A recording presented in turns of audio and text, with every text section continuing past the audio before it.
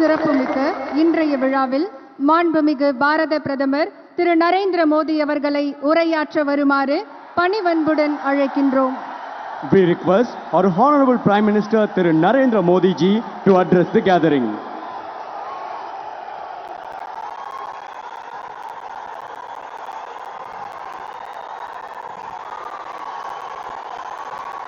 भारत माता की, भारत माता की, भारत माता की। तमिलनाडु के राज्यपाल श्री RN रवि जी, मुख्यमंत्री MK स्टालिन जी, केंद्रीय मंत्रिमंडल के मेरे सहयोगी ज्योतिरादित्य सिंधिया जी और इसी धरती के संतान मेरे साथी एल मुरुगन जी, तमिलनाडु सरकार के मंत्रीगण, सांसद और विधायकगण और तमिलनाडु के मेरे परिवारजनों, वणक्कम। தமிழ்நாட்டின் ஆளுநர் திரு RN ரவி அவர்களே, தமிழக முதல்வர் திரு MK ஸ்டாலின் அவர்களே, மத்திய அமைச்சரவையின் என் சகாவான திரு ஜோதிராதித்ய சிந்தியா அவர்களே, இந்த மண்ணின் மைந்தரான டாக்டர் எல் முருகன் அவர்களே, தமிழக அரசின் அமைச்சர்களே, நாடாளுமன்ற சட்டமன்ற உறுப்பினர்களே, மேலும் தமிழ்நாட்டின் என் குடும்ப சொந்தங்களே, வணக்கம். ஏனத் தமிழ் குடும்பமே முதலில் உங்கள் அனைவருக்கும் 2024 புத்தாண்டு நல்வாழ்த்துக்கள். I wish that the year 2024 is peaceful and prosperous for everyone. It is a privilege that my first public program in 2024 is happening in Tamil Nadu. Today's development projects worth nearly rupees 20,000 crore will strengthen Tamil Nadu's progress. I congratulate you for these projects spanning roadways, railways, ports, airports, energy and petroleum pipeline. Many of these projects will boost ease of travel and also create thousands of employment opportunities. எனது தமிழ் குடும்ப உறவுகளே, முதற்கண் உங்கள் அனைவருக்கும் 2024ற்கான புத்தாண்டு நல்வாழ்த்துக்கள். 2024ஆம் ஆண்டு அனைவருக்கும் அமைதியானதாகவும் வளமானதாகவும் இருக்கட்டும். 2024ஆம் ஆண்டுக்கான என்னுடைய முதலாவது பொது நிகழ்ச்சி தமிழ்நாட்டில் நடக்கிறது என்பதை நான் என் பாக்கியமாக கருதுகிறேன். சுமார் 20,000 கோடி ரூபாய் மதிப்பிலான இன்றைய வளர்ச்சி திட்டங்கள் தமிழ்நாட்டின் வளர்ச்சியை பலப்படுத்தும். சாலை வழிகள், ரயில் பாதைகள், துறைமுகங்கள், விமான நிலையங்கள், எரிசக்தி ஆற்றல் மற்றும் ஒரு பெட்ரோலிய குழாய் இணைப்பு ஆகிய இந்த திட்டங்களுக்காக நான் உங்களுக்கு என் நல்வாழ்த்துக்களை தெரிவித்துக் கொள்ளுகிறேன். இதில் பல திட்டங்கள் பயணிப்பதில் சுலபத்தன்மை, அதை ஊக்கப்படுத்துவதோடு ஆயிரக்கணக்கான வேலை வாய்ப்புகளையும் உருவாக்கும். Friends, the last few weeks of 2023 were difficult for many people in Tamil Nadu. We lost many of our fellow citizens due to heavy rains. There has also been significant loss of property. I was deeply moved at the condition of the affected families. The central government stands with the people of Tamil Nadu in this time of crisis. We are providing every possible support to the state government. Further, just a few days ago, we lost Thiru Vijayakant ji. He was a captain not only in the world of cinema but also in politics. He won the hearts of the people through his work in films. As a politician, he always put national interest above everything. I pay my tributes to him. I also express my condolences to his family and admirers. Friends, today when I am here, I also remember another son of Tamil Nadu, Dr. M.S. Swaminathan ji. He played an important role in ensuring food security for our country. We lost him last year as well. நண்பர்களே, தமிழ்நாட்டில் பலருக்கு 2023ஆம் ஆண்டின் கடந்த சில வாரங்கள் மிகவும் கடினமானவையாக இருந்தன. கனமழை காரணமாக நமது பல சக குடிமக்களை நாம் இழக்க வேண்டியிருந்தது. சொத்துக்கள், உடைமைகள் இழப்பும் கணிசமானவையாக இருந்தன. பாதிக்கப்பட்ட குடும்பங்களின் நிலை எனக்குள்ளே மிகவும் ஆழமான பாதிப்பை ஏற்படுத்தியது. இந்த நெருக்கடியான வேளையிலே மத்திய அரசாங்கம் தமிழ்நாட்டு மக்களுக்கு துணையாக நிற்கின்றது. சாத்தியமான அனைத்து ஆதரவையும் மாநில அரசாங்கத்திற்கு நாங்கள் அளித்து வருகின்றோம். இதோ சில நாட்கள் முன்பாக நாம் திரு விஜயகாந்த் அவர்களை இழந்திருக்கின்றோம். அவர் சினிமா உலகின் கேப்டன் மட்டுமல்ல, அரசியலிலுமே அவர் கேப்டனாக இருந்து வந்திருக்கிறார். திரைப்படங்களில் அவருடைய செயல்பாடு காரணமாக, அதன் வாயிலாக அவர் மக்களின் இதயங்களை கொள்ளை கொண்டிருக்கிறார். ஒரு அரசியல்வாதி என்ற முறையிலே அவர் அனைத்திற்கும் மேலாக தேசிய நலனுக்கு முன்னுரிமை அளித்து வந்திருக்கிறார். அவருக்கு நான் என்னுடைய அஞ்சலிகளை காணிக்கையாக்குகின்றேன். அவருடைய குடும்பத்துக்கும் அபிமானிகளுக்கும் நான் என் ஆழமான இரங்கல்களை உரித்தாக்குகின்றேன். நண்பர்களே, இன்று நான் இங்கே தமிழ்நாட்டில் இருக்கும் வேளையிலே நான் தமிழ் மண்ணின் மேலும் ஒரு மைந்தரான முனைவர் M.S. சுவாமிநாதன் அவர்களையும் நினைவு கூறுகிறேன். அவர் நமது நாட்டின் உணவு பாதுகாப்பிற்காக ஒரு முக்கியமான பங்களிப்பை அளித்தார்.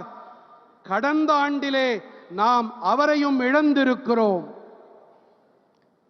येनद तमिल कुडुंब में आजादी का अमृत काल यानी आने वाले 25 साल भारत को डेवलप नेशन बनाने के हैं. जब मैं विकसित भारत की बात करता हूं तो इसमें आर्थिक और सांस्कृतिक दोनों पहलू शामिल हैं. इसलिए मैं इसमें तमिलनाडु की विशेष भूमिका देखता हूं।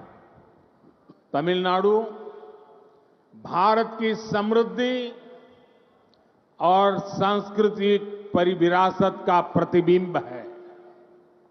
तमिलनाडु के पास तमिल भाषा और ज्ञान का प्राचीन खजाना है।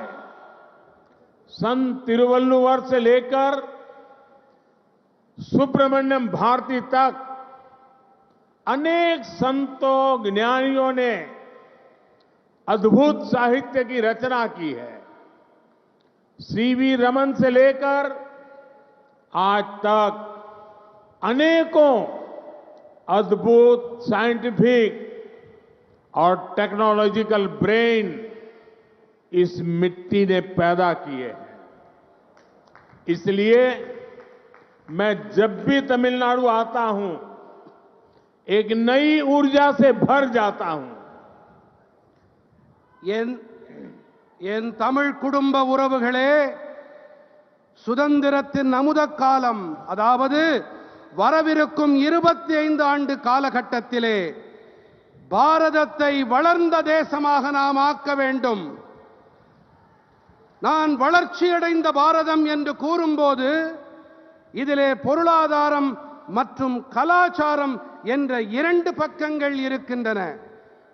அந்த வகையிலே தமிழ்நாட்டிலே இதிலே சிறப்பானதொரு பங்களிப்பை என்னால் காண முடிகிறது. பாரத நாட்டின் வளம் மற்றும் கலாச்சார மரபின் பிரதிபலிப்புத்தான் தமிழ்நாடு. தமிழ்நாட்டின் வசம் தமிழ் மொழி மற்றும் ஞானம் என்ற பழமையான கருவூலம் இருக்கிறது. புனிதர் திருவள்ளுவர் தொடங்கி சுப்பிரமணிய பாரதி வரை பல பல தூயோர் ஞானிகளாகியோர் அற்புதமான இலக்கியங்களை படைத்தளித்திருக்கின்றார்கள். சிவி ராமன் தொடங்கி இன்று வரை அற்புதமான அறிவியல் மற்றும் தொழில்நுட்ப வளர்ச்சிக்கு சொந்தக்காரர்கள் பலரை இந்த மண் உருவாக்கி அளித்திருக்கின்றது. ஆகையால் தான் நான் எப்போதெல்லாம் தமிழ்நாட்டிற்கு வருகிறேனோ அப்போதெல்லாம் ஒரு புதிய சக்தியை எனக்குள்ளே நிரப்பிக் கொண்டு செல்கிறேன்.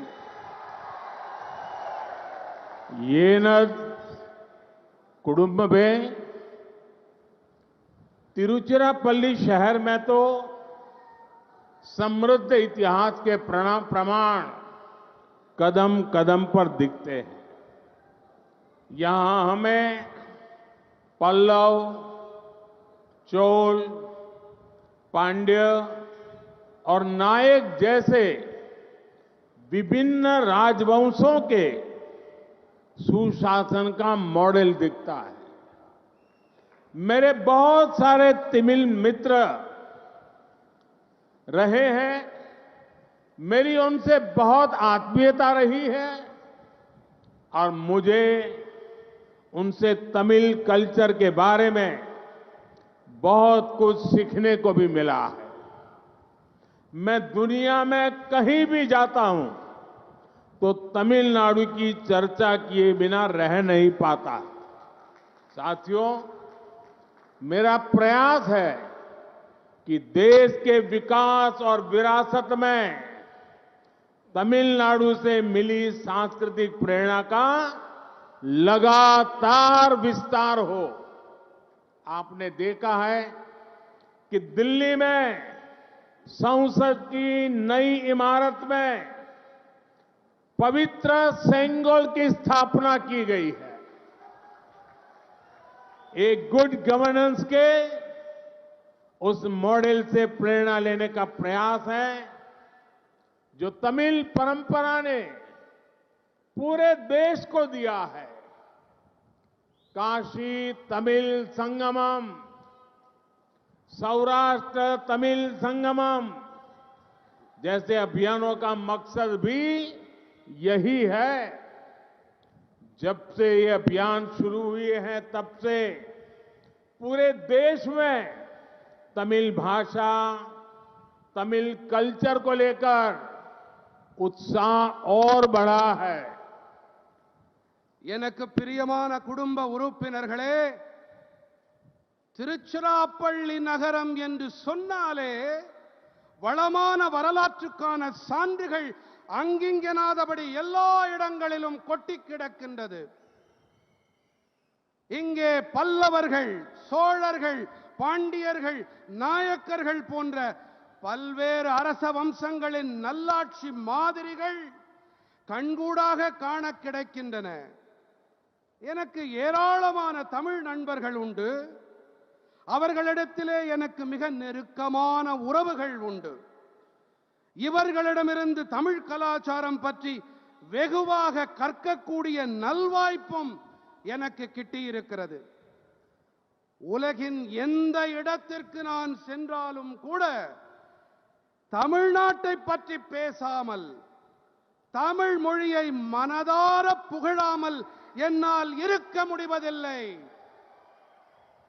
நண்பர்களே, தேசத்தின் வளர்ச்சி மற்றும் பாரம்பரியத்தில் தமிழ்நாட்டிலிருந்து கிடைக்கும் கலாச்சார உத்வேகம் தொடர்ந்து விரிவாக வேண்டும், பரவ வேண்டும் என்பதே என்னுடைய முயற்சியாக இருக்கிறது. தில்லியின் பாராளுமன்ற புதிய கட்டிடத்திலே புனிதமான செங்கோல் நிறுவப்பட்டிருப்பதை நீங்கள் கண்டிருக்கலாம். தமிழ் பாரம்பரியமானது தேசத்திற்கு அளித்திருக்கும் நல்லாளுகை மாதிரியிலிருந்து கருத்தூக்கம் பெறும் முயற்சியே இது. காசி தமிழ்ச் சங்கமம், சௌராஷ்டிரா தமிழ்ச் சங்கமம் போன்ற இயக்கங்களின் பொருளும் கூட இதுதான். இந்த இயக்கங்கள் தொடங்கப்பட்டதிலிருந்து நாடு முழுவதிலும் தமிழ் மொழி, தமிழ் கலாச்சாரம் தொடர்பான உற்சாகம் அதிகரித்துக் கொண்டே இருக்கிறது. येन कुडुंब में पिछले 10 वर्षों में भारत ने आधुनिक इंफ्रास्ट्रक्चर पर बहुत बड़ा निवेश किया है. रोड, रेल, पोर्ट, एयरपोर्ट, गरीबों के घर हो या अस्पताल, आज भारत फिजिकल और सोशल इंफ्रास्ट्रक्चर पर अभूतपूर्व निवेश कर रहा है.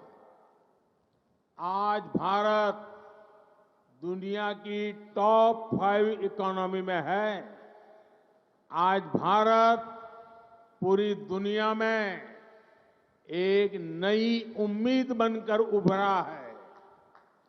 बड़े बड़े इन्वेस्टर्स भारत में निवेश कर रहे हैं और इसका सीधा लाभ तमिलनाडु को, तमिलनाडु के लोगों को भी मिल रहा है. तमिलनाडु मेक इन इंडिया का बहुत बड़ा ब्रांड एम्बेसडर बन रहा है. என் அன்பு நிறை குடும்ப சகோதர சகோதரிகளே, கடந்த 10 ஆண்டுகளிலே நவீன கட்டமைப்பின் மீது மிகப்பெரிய முதலீட்டை பாரதம் புரிந்திருக்கிறது. சாலை வழி, ரயில் பாதை, துறைமுகம், விமான நிலையங்கள், ஏழைகளுக்கான வீட்டு வசதிகள் அல்லது மருத்துவமனைகள் என இன்று பாரதம் கட்டுமானம் மற்றும் சமூக கட்டமைப்பின் மீது இதுவரை காணாத முதலீடுகளை செய்து வருகின்றது. இன்று பாரதம் உலகின் தலை சிறந்த 5 பொருளாதாரங்களில் ஒன்றாக விளங்குகிறது. உலகின் ஒரு புதிய நம்பிக்கை தாரகையாக இன்று பாரதம் ஒளிவீசிக் கொண்டிருக்கிறது. பெரிய பெரிய முதலீட்டாளர்கள் எல்லாம் இன்று பாரதத்தில் முதலீடு செய்து வருகிறார்கள். இதன் நேரடி ஆதாயம் தமிழ்நாட்டிற்கும் தமிழ் மக்களுக்கும் கிடைத்து வருகின்றது. தமிழ்நாடு மேக் இன் இந்தியா, இந்தியாவில் தயாரிப்போம், இதன் மிகப்பெரிய பிராண்ட் அம்பாசடராக மாறிக்கொண்டிருக்கிறது.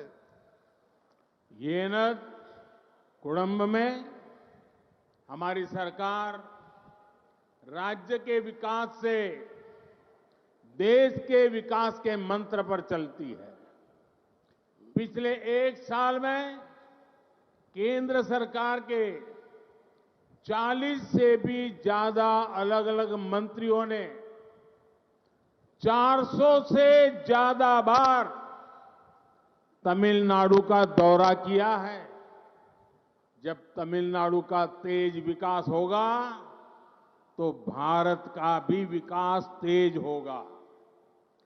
डेवलपमेंट का एक बहुत बड़ा माध्यम कनेक्टिविटी भी है। इससे व्यापार कारोबार भी बढ़ता है, लोगों को भी सुविधा होती है। विकास की यही भावना आज हम यहां तिरुचिरापल्ली में भी देख रहे हैं। त्रिची इंटरनेशनल एयरपोर्ट के नए टर्मिनल से यहां की कैपेसिटी 3 गुना बढ़ जाएगी। इससे ईस्ट एशिया, मिडिल ईस्ट और देश दुनिया के दूसरे हिस्सों तक त्रिची की कनेक्टिविटी और सशक्त होगी। इससे त्रिची सहित आसपास के बहुत बड़े क्षेत्र में निवेश के, नए बिजनेस के नए अवसर भी बनेंगे। यहां एजुकेशन, हेल्थ और टूरिज्म के सेक्टर को बहुत बल मिलेगा। यहां एयरपोर्ट की कैपेसिटी तो बड़ी ही है, इसको नेशनल हाईवे से कनेक्ट करने वाले एलिवेटेड रोड से भी बहुत सुविधा होगी। मुझे खुशी है कि त्रिची एयरपोर्ट लोकल कला संस्कृति से, तमिल परंपरा से पूरी दुनिया को परिचित कराएगा। என் நெஞ்சம் நிறை குடும்ப உறவுகளே, மாநில வளர்ச்சி மூலம் தேசத்தின் வளர்ச்சி என்ற மந்திரத்தை அடிநாதமாக கொண்டு நாம் செயல்பட்டு வருகிறோம். கடந்த ஓராண்டிலே மத்திய அரசாங்கத்தின் 40க்கும் மேற்பட்ட பல்வேறு அமைச்சர்கள் 400க்கும் மேற்பட்ட முறை தமிழ்நாட்டின் சுற்றுப்பயணத்தை மேற்கொண்டிருக்கிறார்கள். தமிழ்நாடு விரைவான வளர்ச்சியை அடையும் போது பாரதத்தின் வளர்ச்சியும் விரைவுபடும். இணைப்புகள் கூட முன்னேற்றத்திற்கு ஒரு மிகப்பெரிய ஊடகமாக விளங்குகின்றன. இதனால் வியாபாரமும் வணிகமும் பெருகுவது மட்டுமல்ல, மக்களுக்கு வசதி வாய்ப்புகளும் ஏற்படுகின்றன. வளர்ச்சியின் இந்த உணர்வைத்தான் இன்று இங்கே திருச்சிராப்பள்ளியிலே நாம் பார்த்துக் கொண்டிருக்கிறோம்.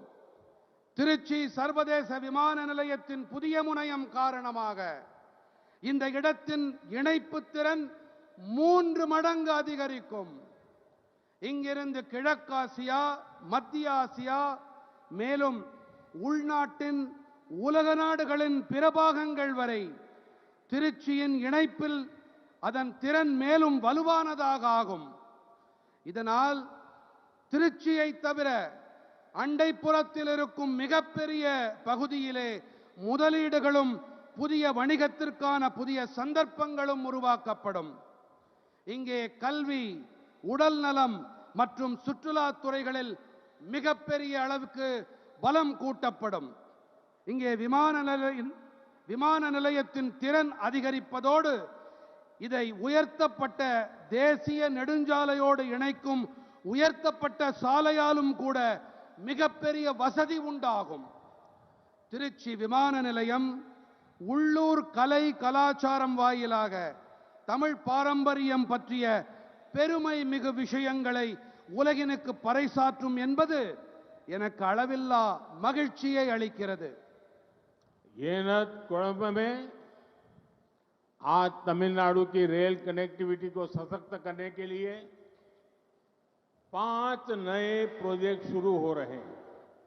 इनसे ट्रैवल और ट्रांसपोर्टेशन तो आसान होगी ही, इस क्षेत्र में इंडस्ट्री को, बिजली उत्पादन को भी बल मिलेगा.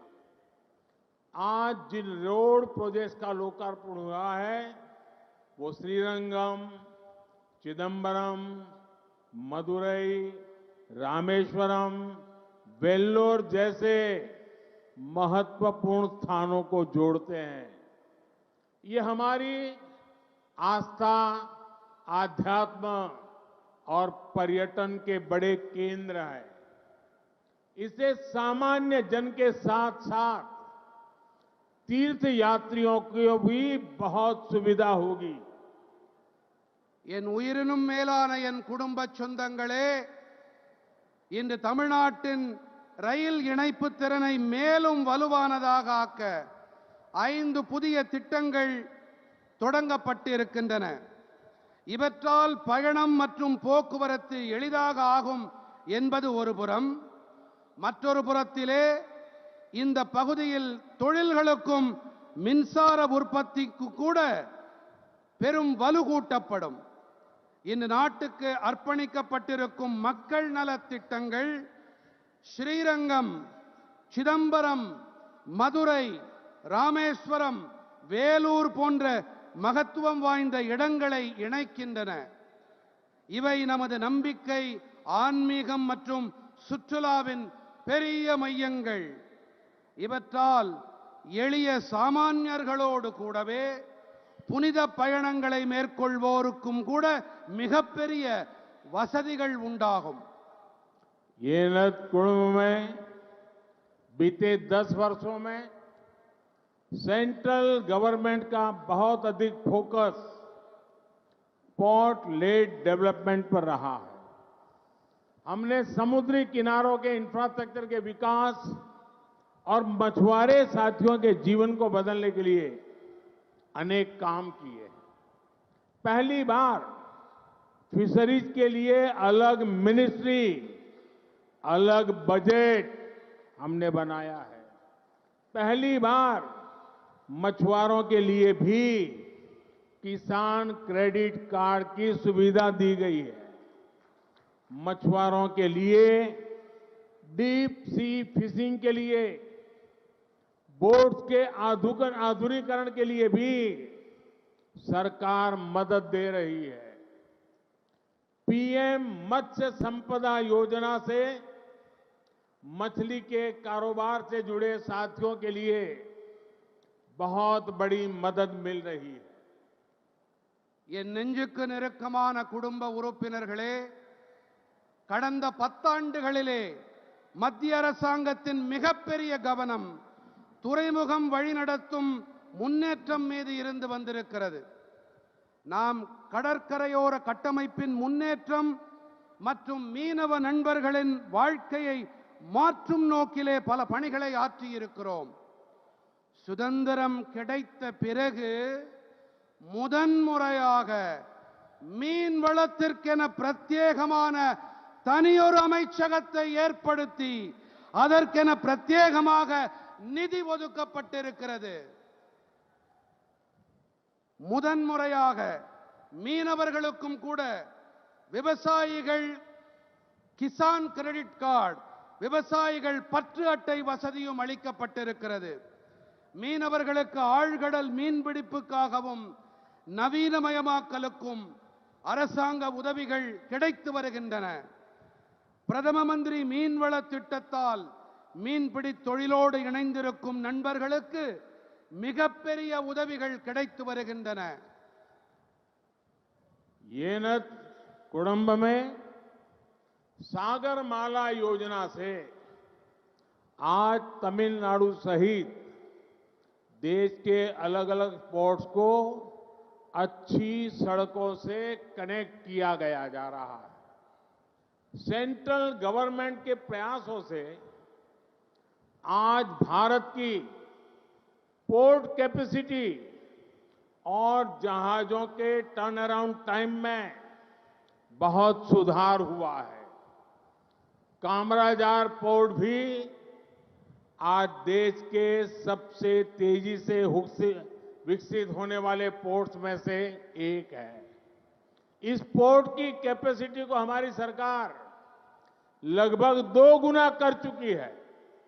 अब जनरल कार्गो बर्थ 2 और कैपिटल ड्रेजिंग फेज 5 के उद्घाटन से तमिलनाडु से होने वाले इंपोर्ट एक्सपोर्ट को नई ताकत मिलेगी। विशेष रूप से ये ऑटोमोबाइल सेक्टर में तमिलनाडु की क्षमताओं का विस्तार करेगा। न्यूक्लियर रिएक्टर और गैस पाइपलाइन से भी तमिलनाडु में इंडस्ट्री को रोजगार निर्माण को बल मिलेगा। என் உயிரினும் மேலான என் குடும்ப சொந்தங்களே, சாகர்மாலா திட்டத்தால் இன்று தமிழ்நாடு உட்பட தேசத்தின் பல்வேறு துறைமுகங்கள் நல்ல சாலைகளோடு இணைக்கப்பட்டு வருகின்றன. மத்திய அரசின் பெருமுயற்சிகளால் இன்று பாரதத்தின் துறைமுக திறனிலும் கப்பல்கள் துறைமுகத்திற்கு வந்து திரும்பிச் செல்லும் நேர அளவிலும் பெரிய மேம்பாடு ஏற்பட்டிருக்கிறது. காமராஜர் துறைமுகம் கூட இன்று தேசத்தின் மிக விரைவாக மேம்பாடு அடைந்து வரும் துறைமுகங்களில் ஒன்றாக விளங்குகிறது. இந்த துறைமுகத்தின் கொள்திறனை நமது அரசாங்கம் கிட்டத்தட்ட 2 மடங்கு வரை அதிகப்படுத்தி இருக்கிறது. இப்போது பொதுவான சரக்கு பர்த் 2 மற்றும் கேபிட்டல் ரெட்ஜிங் 5வது கட்டத்தின் தொடக்கம் காரணமாக தமிழ்நாட்டில் ஆக இருக்கும் ஏற்றுமதி இறக்குமதிக்கு புதிய சக்தி கிடைக்கும். சிறப்பான வகையில் இது வாகனத்துறையில் தமிழ்நாட்டின் திறமைகளை விரிவாக்கும். அணுசக்தி உலை மற்றும் எரிவாயு குழாய் மூலமாகவும் கூட தமிழ்நாட்டின் தொழிற்சாலைகளுக்கு வேலை வாய்ப்பு உருவாக்கல்களுக்கு புதிய பலம் கிடைக்கும். येन कुडुम में आज केंद्र सरकार तमिलनाडु के विकास के लिए राज्य पर रिकॉर्ड राशि खर्च कर रही है। 2014 से पहले के 10 सालों में केंद्र सरकार की तरफ से राज्यों को 30 लाख करोड़ रुपए के आसपास ही दिए गए थे, जबकि हमारी सरकार ने पिछले 10 वर्षों में राज्यों को 120 लाख करोड़ रुपए दिए हैं। 2014 से पहले के 10 साल में तमिलनाडु को जितनी राशि केंद्र सरकार के मिली थी, उससे 2.5 गुना ज्यादा राशि हमारी सरकार ने दी है। पहले के मुकाबले हमारी सरकार ने तमिलनाडु में नेशनल हाईवे बनाने के लिए 3 गुना ज्यादा राशि खर्च की है। रेलवे को आधुनिक बनाने के लिए भी हमारी सरकार पहले के मुकाबले तमिलनाडु में 2.5 गुना ज्यादा खर्च कर रही है। आज तमिलनाडु के लाखों गरीब परिवारों को केंद्र सरकार से मुफ्त राशन मिल रहा है, मुफ्त इलाज मिल रहा है। हमारी सरकार ने पक्का घर, टॉयलेट, नल कनेक्शन, गैस कनेक्शन जैसी अनेक सुविधाएं यहां लोगों को दी है। எனதருமை குடும்ப சொந்தங்களே, இன்று மத்திய அரசு தமிழ்நாட்டின் வளர்ச்சிக்காக மாநிலத்தில் வரலாறு காணாத நிதியை செலவு செய்து வருகிறது. 2014ற்கு முன்பான 10 ஆண்டுகளிலே மத்திய அரசு அதன் தரப்பிலிருந்து மாநிலங்களுக்கு சுமார் 30 லட்சம் கோடி ரூபாய் அளிக்கப்பட்டது. நம்முடைய அரசாங்கமானது கடந்த 10 ஆண்டுகளில் மட்டும் மாநிலங்களுக்கு 120 லட்சம் கோடி ரூபாயை அளித்திருக்கிறது. 2014க்கு முன்பான 10 ஆண்டுகளிலே எத்தனை நிதியை மத்திய அரசிடமிருந்து தமிழ்நாடு பெற்றதோ அதைவிட 2.5 மடங்கிற்கும் அதிகமான நிதியை நம்முடைய மத்திய அரசு அளித்திருக்கிறது. தேசிய நெடுஞ்சாலைகளை உருவாக்கும் பொருட்டு மத்திய அரசு முன்பை காட்டிலும் 3 மடங்கு அதிக நிதியை தமிழ்நாட்டிற்கு செலவு செய்திருக்கிறது. ரயில்வே துறையை நவீனமயமாக்க நமது அரசாங்கம் முந்தைய காலத்தோடு ஒப்பிடுகையிலே தமிழ்நாட்டிற்கு 2.5 மடங்கு அதிக அளவு செலவு செய்து வருகிறது. இன்று தமிழ்நாட்டின் லட்சக்கணக்கான ஏழை குடும்பங்களுக்கு மத்திய அரசின் இலவச ரேஷன் பொருட்கள் கிடைத்து வருகின்றன. இலவசமாக மருத்துவ சிகிச்சை கிடைத்து வருகிறது. நம்முடைய அரசாங்கம் கான்கிரீட் வீடுகள், கழிப்பறை வசதிகள், குடிநீர் இணைப்புகள், எரிவாயு இணைப்புகள் போன்ற பல வசதிகளை நம் தமிழ் சொந்தங்களுக்கு செய்து வருகிறது. येनद कुटुंब में विकसित भारत के निर्माण के लिए सबका प्रयास आवश्यक है. मुझे तमिलनाडु की जनता के, यहां की युवा शक्ति के सामर्थ्य पर अटूट विश्वास है. मैं तमिलनाडु के युवा में एक नई सोच, नई उमंग का उदय होते देख रहा हूं. यही उमंग विकसित भारत की ऊर्जा बनेगी. एक बार फिर आप सभी को विकास कार्यों की बहुत बहुत बधाई. என் பேரன்புடைய குடும்பத்தாரே, வளர்ச்சியடைந்த பாரதத்தை நிர்மாணிக்க வேண்டும் என்று சொன்னால் அனைவரின் முயற்சியும் அவசியமாகிறது. தமிழ்நாட்டு மக்களின், தமிழ் இளைஞர்களின் திறன்கள், திறமைகளின் மீது அபாரமான, அசைக்க முடியாத நம்பிக்கை எனக்கு இருக்கிறது. தமிழ் இளைஞர்களிடத்திலே ஒரு புதிய எண்ணம், புதிய உற்சாகத்தின் உதயத்தை என்னால் தெளிவாக காண முடிகிறது. இந்த உற்சாகம்தான் வளர்ச்சியடைந்த பாரதத்தின் சக்தியாக உருமாறும். மீண்டும் ஒரு முறை உங்கள் அனைவருக்கும் வளர்ச்சி பணிகளுக்கான பல பல நல்வாழ்த்துக்கள். भारत माता की, भारत माता की, भारत माता की. वणक्कम.